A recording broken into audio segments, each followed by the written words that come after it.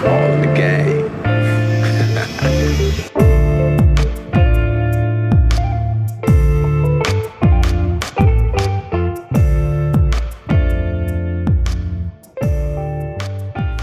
Hey, how y'all doing? Big John here. Welcome back to another episode of It's All in the Game. So, for the last damn near week, I have been trying to put this video together, and I've been putting information for it together. It all started from a conversation a friend of mine and I had on the phone last week. All right, and he's a longtime friend of mine. He and I see eye to eye on a lot of things, but politically we also have our differences. But despite that, we're very, very good friends, old time friends. And it got us to talking about the fact that, right now our country politically is as divided as it's ever been, probably in the history of our country. People on the right are fighting hard for whatever, gun ownership rights, truth in media, all the things that the right see as important. People on the left are fighting for, LGBTQ rights and abortion rights and all the things they see are as important. And I am not trying to say that these things are not important. All right, that's not what I'm trying to say at all. But what I am trying to say is that these things essentially are soapbox issues that are being put out there by our political establishments in order to basically in order to distract us from what's really going on in the political arena and in our lives in America right now. Okay. And they want us to be fighting. They want us to be hating one another. So we're not really paying attention to what's really, really going on. Basically right now, our country is being completely taken over by massive corporations. Corporations that pretty much own each and every one of us. And I mean that in the most literal term, pretty much own each and every one of us on both sides, all right? Since the late 1970s, early 1980s, both the Republicans and Democratic Party have been controlled by factions of the party known as neocons and neolibs, so neoconservatives and neoliberals.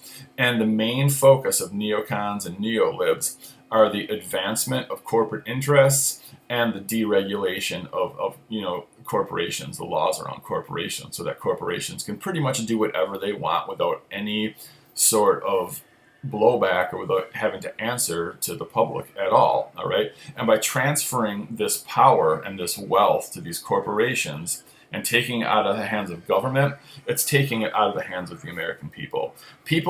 We as Americans, we as people in a democracy, theoretically, we have the right to get involved in our own government. But when power and decision making is being handed over to massive corporations, that's not something that we can automatically get involved in. So this process is not accidental. When I say that our lives are literally being bought and sold and owned by corporations, I am not kidding at all. Just think about this, all right? So every company I'm going to list right now for you is in the top 50 on the Fortune 500 from last year, all right? So every year Fortune magazines put out the 500 wealthiest companies in America as well as in the world. Every corporation I'm going to list here is in the top 50 in the Fortune 500. So if you are buying groceries at Walmart, they are the number one company, have been for 6 years or 8 years in a row in the Fortune 500 company. If you get cell phones, Apple, AT&T, Verizon, all in the top 50. If you're getting anything, if you're buying anything off the internet, Amazon.com, they're number 6, something like that. If you're buying cars, the big three, all in the top 50. If you're putting money in any kind of bank, any kind of big national bank like Chase Manhattan, Citibank, Bank of America, all in the top 50. If you're buying a house, getting a loan through Fannie Mae or Freddie Mac or any of these banks, all in the top 50. If you're getting health insurance, any kind of medical care, pretty much every spot that's not one of the things that I've just listed in the top 50 are health insurance companies. If you're going to buy gas, you're getting it from ExxonMobil, you're getting it from BP, you're getting it from Shell, again, all in the top 50. Literally everything you do in life, damn near everything you do. I mean, I'm not even talking about McDonald's. You're going out to eat at fast food restaurants, chain restaurants, going out to eat at Buffalo Wild Wings, going out to eat at Applebee's. All these companies are on the Fortune 500 companies, right? Literally our lives, everything is being bought and sold.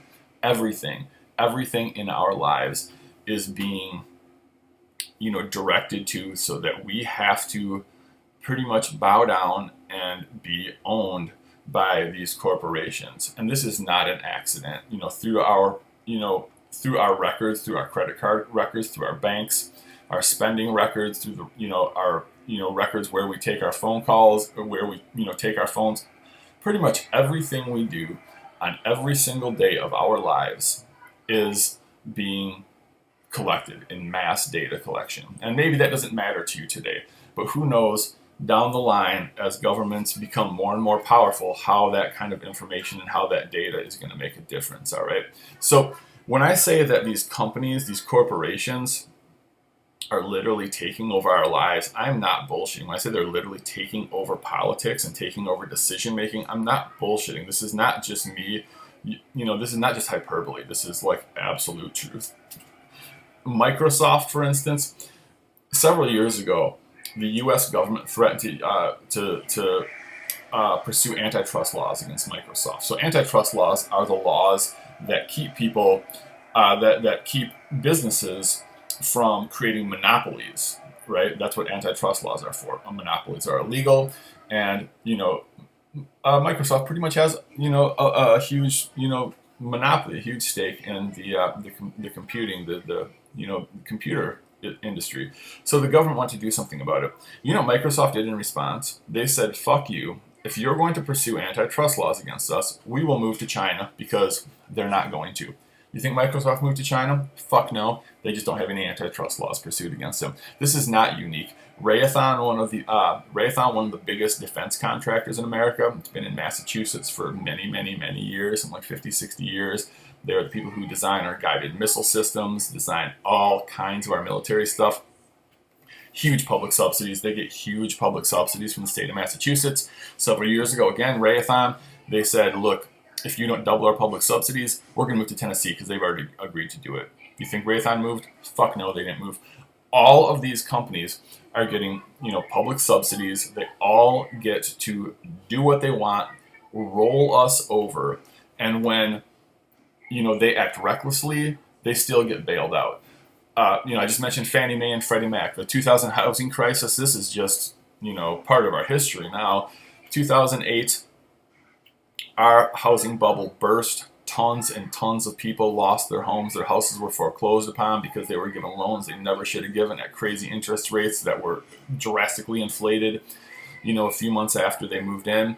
And when this bubble burst and nobody could pay their interest, what happened? These banks were too big to fail, and they got bailed out by taxpayer money. All right, this happens over and over again. Same thing happened with the auto industry. When their industry got too big, and when their decision making got too reckless, rather, and it became unsustainable, they got bailed out by taxpayer money. All right, this is not anything new. I mean, I could go on and on. Cape Cod, the Cape Cod fisheries. What did they do? They're getting tons and tons of government subsidies and deregulation. What happened? They straight up fished all the fish off the Grand Banks, off the Cape Cod fishery. They were one of the biggest fisheries in the world. Now Cape Cod is getting all their cod imported from Norway. This is the way that our government works, and this is the way our government literally rolls over us, and well, maybe some of it looks good at the time, is destroying our way of life and destroying our culture and our families and our well-being. Family farms were a huge thing when I was growing up. Now pretty much every family farm has been bought by Monsanto. Every family farm that grows crops is owned by Monsanto now. Pretty much all of the beef farms have been bought by 3 or 4 major beef manufacturers. Back in the 1970s, there was something like 4,000 slaughterhouses in America. Now 98% of America's beef is produced in just 50 major corporate slaughterhouses. Okay, this is it's just happening all over. We used to eat at family restaurants. We used to shop at family-owned grocery stores. We used to buy our stuff at family-owned stores. All of that is becoming a thing of the past. Now that stuff is bougie. If you want to go to a family-owned restaurant, that's bougie. That shit is just expensive and something that's like nice to do once or twice a year when you go out on a date or something like that. The sole focus of a corporation is to maximize output and minimize cost. All right, and it has no interest in the better interest of human beings. All right. And when I say this is more and more taking over the political system, think about this. Back in the 1990s, when Bob Dole ran against Bill Clinton, the total amount of money spent on their official campaigns, spent on private groups that were like, helping put out ads and stuff, the total amount spent between those two campaigns was around $200 million. In 2010, the Citizens United versus the FEC case went to the Supreme Court, and the Supreme Court found in favor of Citizens United. What that law did was allowed for the creation of super PACs. What super PACs are, it's a political action committee, but a super PAC is a political action committee that has zero restrictions on campaign financing. That means corporations, individuals can give unlimited amounts of money. And these super PACs, well, they can't coordinate directly with a presidential campaign. They can basically work in concert with them. So they've got their own advisors. The presidential campaign has their own advisors, and they're both working for the exact same goal. So these super PACs are putting out their own ads. They're putting out their own propaganda, and they can do this with unlimited amounts of money. So to put this in perspective, $200 million total spent between the Clinton and Bob Dole campaign in 1996. 2 years after the Citizens United law, the election between Barack Obama and Mitt Romney, how much you think was spent then? I'm going to tell you, just over $2 billion with a fucking B, $2 billion. Just to put that in perspective, if $200 million looks like the size of my cell phone, $200 billion looks like a fucking semi-truck, y'all. It's just ridiculous. Presidential campaigns are marketed like products. They do not focus on the issues. They focus on catchy slogans. What was it for Barack Obama? Hope and change. And I had a lot of hope for Obama. I voted for him both times. I had a lot of hope for him. But Obama turned out to be another neo-lib, just like every fucking liberal we've seen for the last 30 years. And the conservatives we've seen in the meantime have been no different. All right, they've all been pursuing the same policies. What was Trump's "Make America Great Again"? That was his slogan. These words, hope and change, make America great again, they don't mean anything. They're just marketing slogans. It's just like marketing a product. That's all they're doing, and they're doing it very, very well. And what they're doing is getting us to take our eye off the ball, getting us to hate each other, make sure that we know that I am right and you are wrong, and I fucking hate you. I'm sitting behind my computer and I can fucking hate you all day because you're so fucking wrong. And people are going to type comments in here talking about how off the fucking ball I am or whatever. I get that shit all the time when I'm putting political stuff out here. But that's the way it is. We are being trained to disagree and to hate one another, and it is being done very, very deliberately so that we take our eye off the ball and so that we do not see what is really, really going on, y'all. All right. I just want to say one more thing here. Like, as far as politics go, I've got maybe 800 friends on my Facebook page, okay? And I've got friends from all walks of life, literally. I've got a ton of friends who are serious, right-wing, Second Amendment gun rights guys, and I love them all right? I've also got a ton of friends who are part of the LGBT community and very strong in it, and I love them all right? I love my friends from all stripes, from all walks of life. And in 2016, and again this year in 2020, pretty much all of my friends on the left, I saw so many people getting behind Bernie Sanders, all right? And, Hillary beat him out in the primaries in 2016, and I had my suspicions about why that happened then. But this year, I have no doubt as to why he got beat out in the primaries. At the beginning of the year when the primaries were starting, there was about 9 different Democrats in the race. They went to Iowa, and Bernie Sanders won. I saw so many people with so much excitement for Bernie Sanders. Even if you don't have a lot of people on the left that you communicate with that you maybe aren't seeing that excitement from, just look at bumper stickers that you've seen. I've seen so many more Bernie Sanders bumper stickers. I would see maybe 1 or 2 for Elizabeth Warren or somebody, or 1 or 2 for this guy or that guy, but I saw so much support for Bernie Sanders.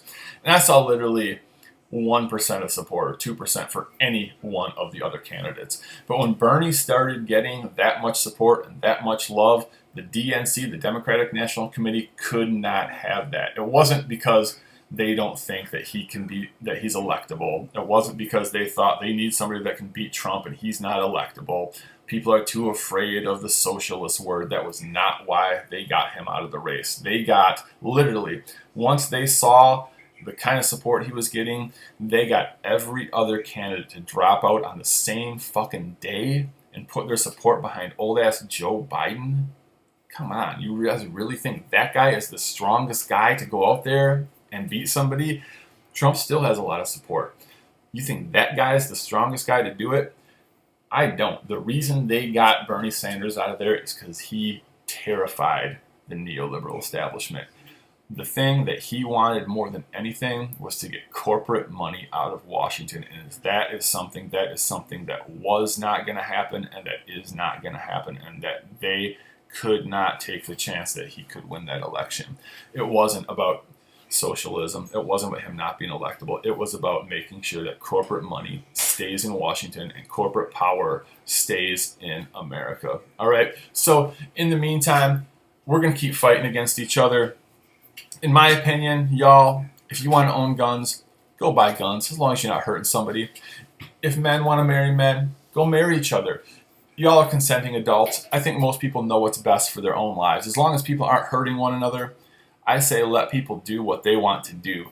And, really, we've got a lot more commonalities than we do differences. If we start looking past a lot of that shit and a lot of this enmity and a lot of this fucking hatred that goes on and all this political discourse and realize what's really going on, what's really happening to all of our lives and all of our livelihoods right now, this is what's changing the American way of life that we have, grown used to over the past, many generations that we've known. All right. So y'all heard it here. Y'all heard it from Big John. If you guys like this video, if you haven't done so already, please hit that like button and hit that subscribe button. I'm trying to build something here. I want to give a shout out to my friend Ryan. He's the person I had this conversation with. This whole thought process for this video started with, and he's a regular watcher. I love you, brother, and I appreciate all the support you give. So take care, y'all. Y'all heard it from Big John. Take care of each other. Take care of your loved ones. Big John told you so. It's all in the game.